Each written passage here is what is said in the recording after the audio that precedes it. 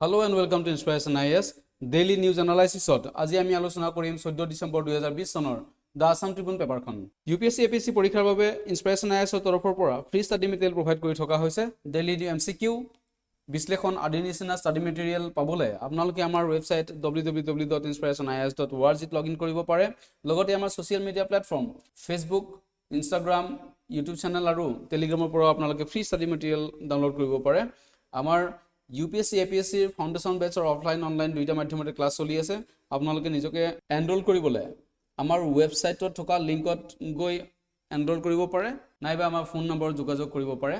APSC prelims 2021 ৰ বাবে all Assam free মক test সিৰিজ already আমাৰ ইনষ্টিটিউটত চলি আছে। আপোনালোকে নিজকে ৰেজিষ্টাৰ কৰিবলৈ আমাৰ তলত উল্লেখ কৰা ফোন নম্বৰ দুটাত ফোন কৰি যোগাযোগ কৰিব পাৰে। এতিয়া চাওক আজি আসাম ট্ৰিবিউনখনৰ ইম্পৰ্টেণ্ট টপিক। প্ৰথমতে আছে আপোনাৰ Afghanistan tops world terrorism index, Australia বেছ ইনষ্টিটিউট ফৰ ইকনমিক্স এণ্ড পিছ IEP in its annual World Terrorism Index placed Afghanistan as the most affected country on earth, imposing devastating loss to the country's economy. প্ৰথম কথা হ'ল যে World Terrorism Index কোনে release কৰে? Institute for economics and পিছ। Australia বেছ অষ্ট্ৰেলিয়াত আছে এটা ইনষ্টিটিউট যিয়ে ৱৰ্ল্ড টেৰৰিজম ইনডেক্সটো তেওঁলোকে ৰিলিজ কৰে।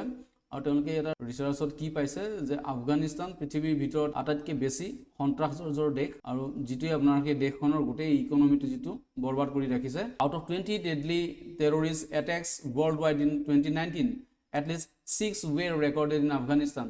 ডেডলিয়েষ্ট যিটো গোটেই ৱৰ্ল্ড ৱাইড গোটেই পৃথিৱীত যিটো আপোনাৰ তেওঁলোকে এটা সমীক্ষা এটা চলাইছিলে যে পৃথিৱীত যি ডেডলিয়েষ্ট যিটো টেৰৰিষ্ট এটেক হৈছিলে 20টা ডেডলিয়েষ্ট এটেকৰ ভিতৰত 6টাই আফগানিস্তানত হৈছিলে। তাৰ ভিত্তিতে তেওঁলোকে এইটো আফগানিস্তানক প্ৰথম স্থানত ৰাখিব পাৰিছে। In 2019 deaths from terrorism fell for the 5th consecutive year after peaking in 2014. 2014 ইয়াতকৈ বেছি আছিলে, কিন্তু তথাপিও কি হৈছে 2019 অকমান কমিছে।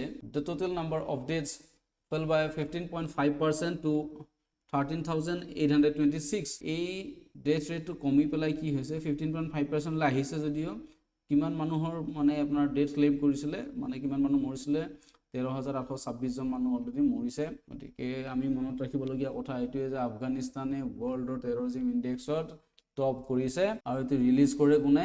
অষ্ট্ৰেলিয়া বেছ ইনষ্টিটিউট ফৰ ইকনমিক্স এণ্ড পিছ। তো আজি আসাম ট্ৰিবিউনখনৰ নেক্সট তথা অন্তিমটো ইম্পৰ্টেণ্ট টপিক সেয়া হ'ল ক্লাইমেট সামিট শ্ব'জ surge in action ambition Paris agreement.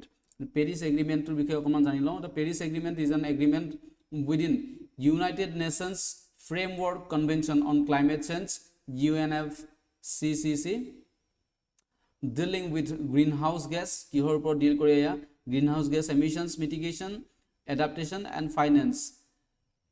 এই তিনিটা ছেক্টৰত কি কৰে UNFCCC যিটো পেৰিছ এগ্ৰিমেণ্ট সেয়া ডিল কৰে। আৰু এই পেৰিছ এগ্ৰিমেণ্টটো হৈছিলে নৱেম্বৰ 30 তাৰিখৰ পৰা ডিচেম্বৰ 11 তাৰিখলৈ 2015 চনত। The governments of 195 nations gathering Paris, France and discuss a possible new global agreement on climate change aimed at reducing global greenhouse gas emission and thus reduce the threat of dangerous climate change. যিটো ফ্ৰান্সৰ Paris আছিলে, সেই পেৰিছত কি হৈছে 195 countries ৱৰ্ল্ডৰ গোটেই তাত গেডাৰ হৈ পেলাই তেওঁলোকে সন্মিলিত এটা শক্তিৰে কি কৰিছিলে, তাতে 30 নৱেম্বৰৰ পৰা 11 ডিচেম্বৰ 2015 চনত এখন সামিট এখন তেওঁলোকে এটেণ্ড কৰিছিলে, য'ত পৃথিৱীত হৈ থকা যিটো আপোনাৰ গ্ল'বেল চিনাৰিঅ'ত যিটো আপোনাৰ ক্লাইমেট চেঞ্জ হৈ আছিলে, সেই ক্লাইমেট চেঞ্জৰ ওপৰত এখন ডাঙৰ সামিট হৈছিলে।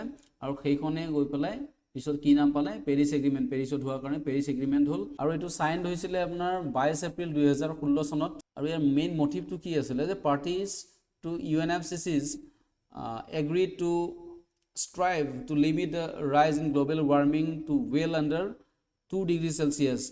আৰু যে গ্ল'বেল ৱাৰ্মিং সেয়া কি কৰিছে যে সেয়া 2 ডিগ্ৰী চেলচিয়াছত তেওঁলোকে এটা লিমিট কৰি ৰাখিবলৈ কি কৰিছিলে, ইয়াৰ এটা মেইন মটিভ হিচাপে এই এগ্ৰিমেণ্টটোত লোৱা হৈছিলে।